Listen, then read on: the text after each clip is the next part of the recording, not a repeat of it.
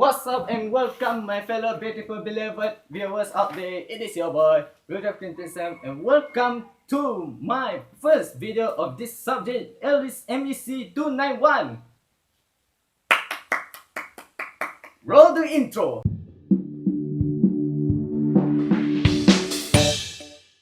Without further ado, let's jump into it.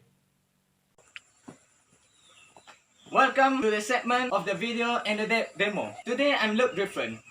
I'm gonna explain to you guys why I'm wearing this cloth differently from the part of the intro. Right now, I'm wearing this cloth differently is because I want to protect my body from the danger. I'm gonna explain to you guys each of the safety that I'm wearing right now. First is hand glove. Hand glove is to protect my hand from danger. Safety glasses to protect my eye from the danger.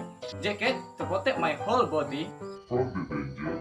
Last but not least, shoes to protect my feet from the danger. So without further ado, let's go to the demo, shall we? The objective of for this experiment is to study on preparation of the metallographic sample on the microstructure observation. Secondly, to study the effect of the heat treatment on the microstructure steel. Last but not least, to discover the microstructure of the perlite,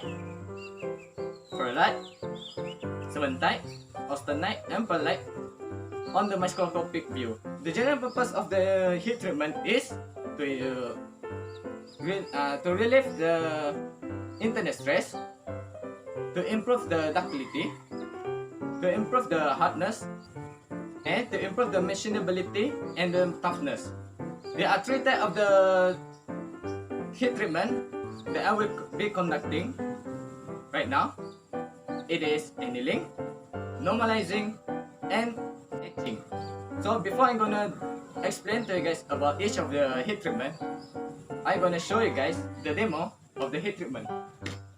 One of the heat treatment I conducted just now is called annealing. Annealing is a heat treatment process where the metal or steel are taking place in the elevated temperature and then keep it there sometime and slowly, like this. The purpose of the annealing is to reduce the hardness and the brittleness of the material, to alter the microstructure so that the desirable mechanical properties can be achieved, and to soften the metal so that it can improve the machinability. Last but not least, to recrystallize the cold work of the steel. The second type of the heat treatment I'm gonna conduct right now is normalizing. So basically, to do some normalizing, first, after you taking some time for the annealing, take out the metal from the burning coal and then put it in the open air. This is what we call normalizing. Normalizing is the annealing heat treatment process where the heating is approximately from the 55 degrees Celsius to the 88 degrees Celsius at the upper critical heating temperature and followed by cooling open air. The purpose of the normalizing is to increase or improve the hardness and strength of the material, to improve the machinability, and to refine gain by decreasing the grain size and more uniform distribution. Another heat treatment process I'm gonna show you guys is etching. Etching is the heat treatment process where in the austenite range, it is cooled rapidly. There are a lot of medium that can be used for the etching, such as water, oil, air, and brine. The properties of the product of the etching is hard, strong, and brittle. And the microstructure of the material, the heavy etching, is martensite. I already done all the three types of the heat treatment. Without further ado, let's go to the next part of the sample preparation and the demo how to do it. Hello and welcome back to the part of the demo for the sample preparation after the heat treatment. So for this sample preparation, I'm gonna do some grinding. Grinding can be done when the surface is ground to remove the rough scale and imperfection on the surface, followed by the fine grinding until it begins to reflect light. To do some demo, I have the final product from the demo and the experiment of the heat treatment, as you can see. So for this demo, I'm gonna use 5 types of sandpaper. It is 100p, 120p, 150p, 180p, and 240p. To do some grinding, first you take out the sandpaper from the below of the number. It is 100p, and then choose any area or surface you want to grinding, and just ground it. If you want to ground all, you can do it. Continue grinding until you get a result like this. Beforehand, it like this. I will continue to the conclusion and the result of the discussion for this video.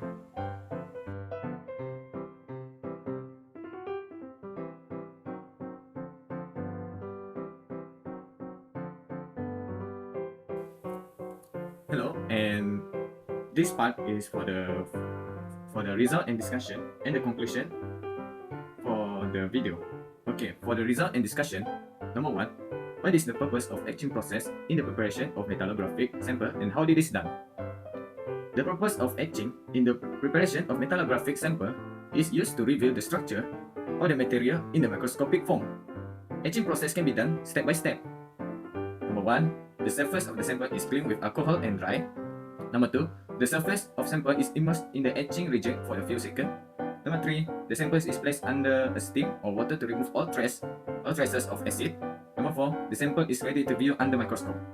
Number 2, describe the heat treatment procedures for steel such as annealing, normalizing, and quenching, and tempering, and the intended final microstructure. Annealing is used to soften and increase the ductility of a previously strain-hardened metal, and the microstructure produced is cross-per-line.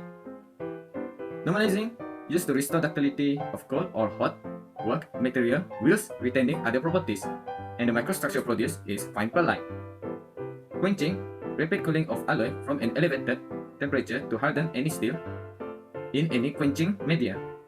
The microstructure produced is martensite, and the tempering is produced of reheating a martensite steel at a temperature below eutectoid temperature to make it softer and ductile. The microstructure produced is tempered martensite. Number 3, briefly describe the characteristic of martensite microstructure. The characteristic of martensite microstructure is the microstructure of martensite contains many needle shapes, features which cause martensites to be very brittle. For the conclusion of this experiment and for this video is to conclude, the microstructure of the steel can change its characteristic depends on the heat treatment they have been conducted such as annealing, normalizing, quenching, and tempering. Even though its characteristic and the microstructure are different, the steel can be formed and shaped using a process called sample preparation that consists of cutting, molding, grinding, polishing, and etching. That's all for the video, and I hope you guys enjoy the video, and see you again in the next video for the lab MEC 291.